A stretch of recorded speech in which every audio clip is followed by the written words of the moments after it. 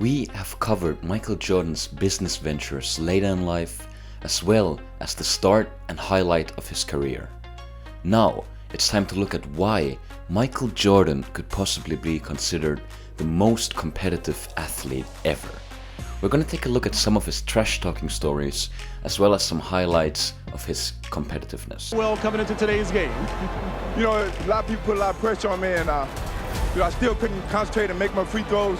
Shaq told the story to the Dan Patrick Show of how MJ dominated his teammate, Nick Anderson, by telling him exactly what he was going to do, and then, well, doing exactly that. I'm coming down. I'm going to dribble in between my legs twice. I'm going to pump fake, and then I'm going to shoot a jumper.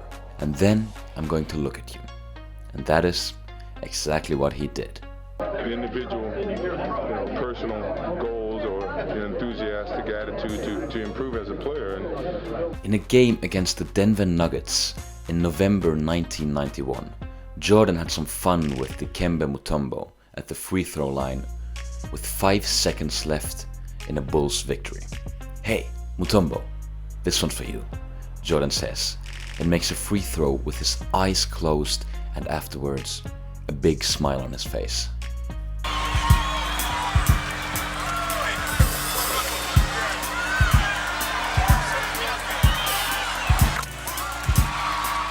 This next one is pretty rough, but a good show of the psychology and mind games that come into play in every game. When Johnny Back was coaching with the Hornets in 1995, they had a good team. Glenn Rice, Mourning, Johnson, series was tied at 2, and Hornets had a chance to win Game 5 in Chicago. On the biggest possession of the game, Muggsy had the ball with the Hornets down by 1. Jordan backed off of him and told him, "Shoot it, you effing midget." Muggsy shot it, didn't come close. A year later, Muggsy actually told Johnny Back that he believes that that single play ruined his career. His shot never recovered. I mean, imagine hearing an echo of one of the greatest ever, Michael Jordan, telling you to shoot it, you effing midget, every time you go to shoot for the rest of your life. Must be pretty scarring, and my shot would definitely not recover from that. Not that I have anything to brag about anyway. The individual, personal goals or an enthusiastic attitude to improve as a player. When the Bulls played the Cavaliers in the 1993 playoffs, they had brought in Gerald Wilkins, aka the Jordan Stopper, in an effort to shut down the superstar.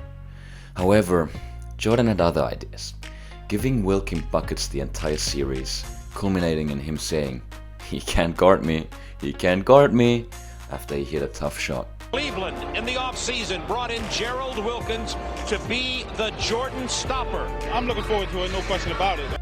MJ, however, wasn't competitive only on the playing field. There is a famous story about Michael Jordan visiting the home of North Carolina teammate Buzz Peterson. While playing a casual game of cards with Peterson's mother, Jordan attempted to cheat while the old woman was using the bathroom. This is often used as an example of what made Jordan so awesome.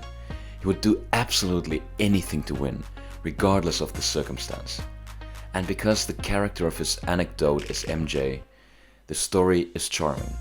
However, I doubt Buzz Peterson would tell the story if it had involved his mother and some random dude he met. Would quickly find stopping Jordan is not a one-man job. Flip it on top as Jordan's trying to post up. Oh. Washington forward Chris Webber remembers that during the 1997 playoffs against the Bullets, Jordan came into their locker room with a lit cigar and asked, "Who's gonna check me tonight?" Webber said in 2013 that before the third and final game of the Bulls series sweep, the young team got off its bus at the arena to find Jordan and Scottie Pippen smoking cigars, hanging around Michael's Ferrari. It was almost like, "I lit the cigar, I'm celebrating already. This is just a formality. You guys getting on the court tonight?" To them that, hey, no matter what you do, what changes you make, I'm gonna overcome that challenge. Just as he used manhood challenging barbs to elevate the play of teammates, Jordan tried the same tactic on former President Bill Clinton. At a golf tournament, MJ both challenged the retired politician to shoot under 100 for the round and play from the more difficult champions tees, as opposed to the standard ones. "You're gonna play from the little girl's tee?" Jordan asked when he saw Clinton setting up his shot from the whites, where most average male golfers hit. Clinton subsequently moved back to the area usually reserved for pros and exceptional amateur, and broke 100 for the day. I love it. It was so low. I love it. He loves it. They like it now. One game in Utah, Jordan dunked on John Stockton. Jazz owner Larry Miller yelled, "Pick on someone your own size." On the next position, he dunked on 7'1" center Mel Tumpin. On the next position, he dunked on 7'1" center Mel Turpin and shouted, "He big enough for ya?" as he ran back up the floor. A story that I think summed the whole thing up.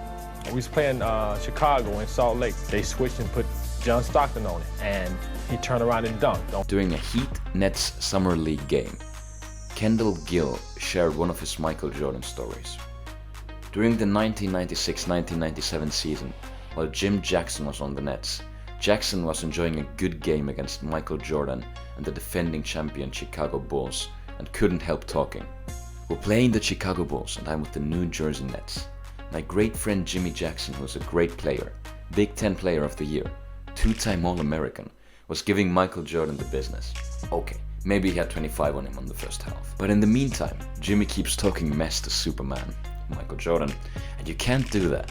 I guess Michael got fed up with Jimmy talking. He looks down at Jimmy and said, 'You know, you're talking a lot of stuff to be having my shoes on.' That is the ultimate comeback line." Jimmy couldn't say anything back. This next one isn't really so much a trash talking story as just a story that shows that Michael plays in a completely different league. Jordan didn't give up basketball when he played in MLB's Arizona Fall League, and his devotion to his first sport seemingly came close to killing a reporter who covered his team, the Scottsdale Scorpions. Invited by Francona to play in a game, beat writer Steve Gilbert, overwhelmed and a bit out of shape, ended up in the hospital that night because he was so out of breath. Jordan said that was the last time Gilbert would be allowed to join him. "Listen, you can't play basketball with us ever again, because I can't have a good time if I'm worrying about you keeling over and dying," he told the writer. Well, at least that reporter was dedicated as hell. Thank you for watching yet another NBA video. I hope you enjoyed it, and if you did, feel free to leave a like and subscribe down below. And if you have any comments, other stories that would be fitting, or anything to say, feel free to comment down below. And I'll see you in the next one.